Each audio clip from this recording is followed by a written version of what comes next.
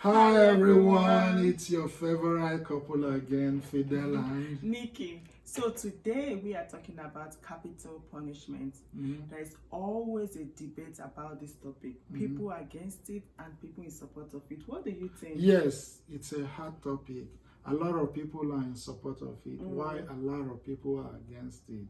You know, it's really a sensitive issue. Yeah. At the moment, do you know that around 2,500 prisoners are in death row in the United States alone? Wow. In the United States alone. Wow. So it's a hard topic, and well, let's go through the argument that people make in support of it, and let's see if before we go too deep, what is capital punishment? Oh, okay.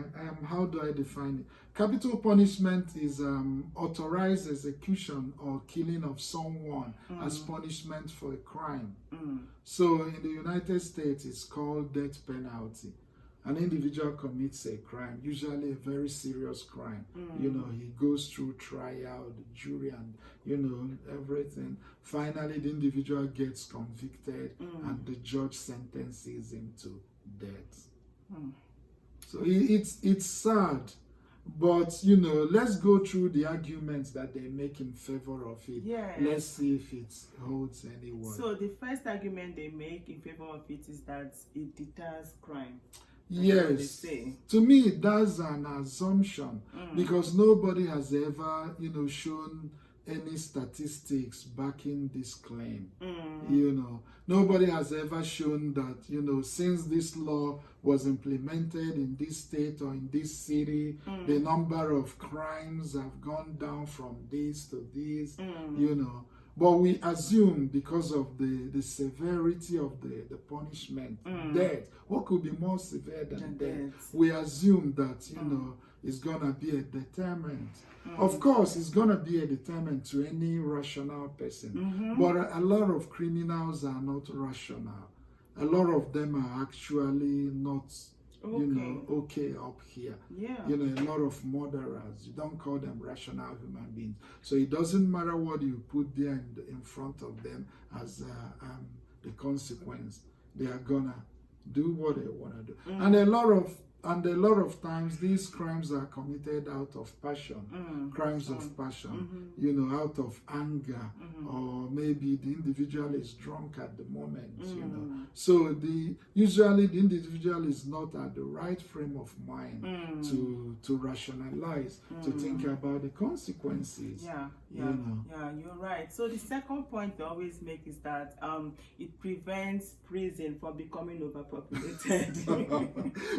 To me, that's ridiculous. Come on, that's ridiculous. You know, you don't kill people, you don't kill prisoners to prevent prison from being overpopulated. There are more effective ways. There are more humane and effective ways of achieving the same goal. You know, what about looking for alternative ways of punishing offenders rather than putting them in prison? You know, that will drastically reduce the population of people in prison if you look for alternative ways of punishing them. That's true. You know. So another thing they say is that it creates zero chances of escape from prison. Nobody escapes. To me, that's another ridiculous. So to make sure he doesn't escape, we kill him.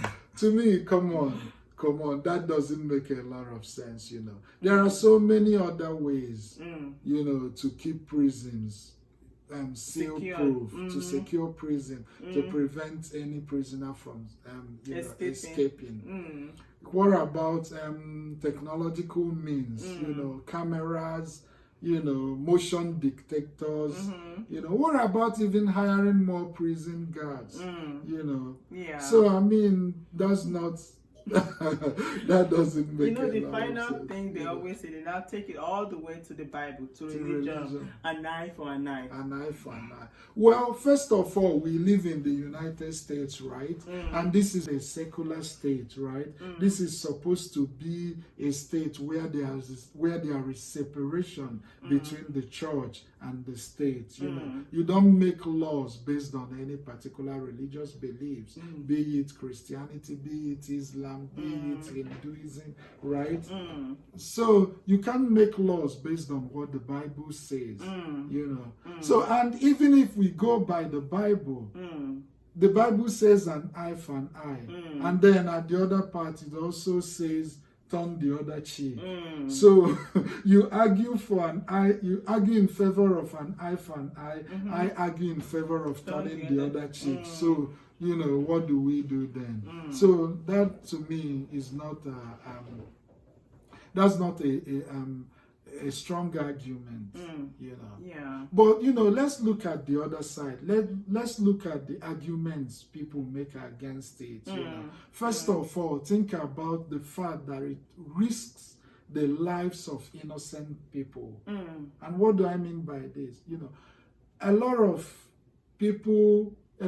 times, people who have been in jail for you know, a certain number of years, new evidence come up, and we find out they are innocent, you know, and they get released. You know. Now the question is, what if these people were killed? What if they received capital punishment and have been executed, and finally you find out that they are innocent? What do you do? I mean, it's bad enough for anybody to spend any amount of time in prison when he's innocent. It's already a travesty of justice. But it's worst, you know, killing the person. What if you find out the person have been killed, and now in the face of a new evidence he's innocent? What do you do? You know, that means the person that killed that person, you are now a murderer. Yeah, that means the state is a murderer. You know. And we see these cases every day.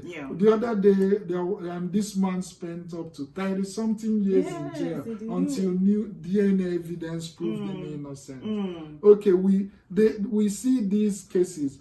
If the person had already been killed, do you think they are gonna let the masses know? So who knows how many times they found out that certain people who have been convicted and killed are innocent, and they keep quiet about it? Because, I mean, it shows you the evil of that law. His argument against it is that it doesn't offer the offender any chance of rehabilitation.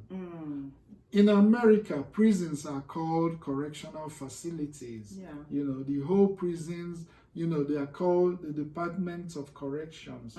That shows you the spirit behind the whole thing. You know, the spirit is to give the offenders opportunity to amend their ways. So you seclude them. Under seclusion, they are gonna, you know, have a chance to, you know, have a chance to go through introspection, to reflect on what they did and see how wrong it is, while at the same time keeping the society safe. That's what seclusion does, right? But when you kill the person, there's no chance of the person turning around, you know. And how do I say it? I mean, killing somebody can only stem from revenge.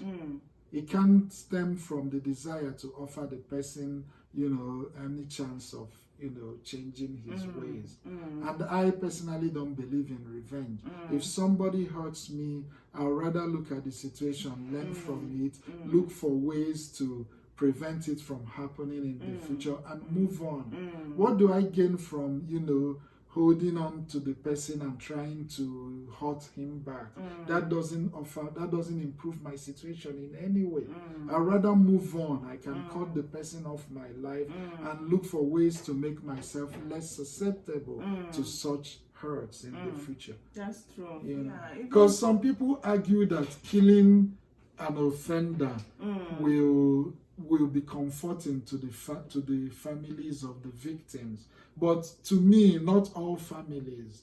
You know. What I think is that killing the offender won't undo it what won't has undo, been done. Yeah, it won't bring the dead person back. And if I'm the family of the victim, killing the offender wouldn't really give me any solace. It wouldn't console me. You know, what do I gain from seeing another person killed?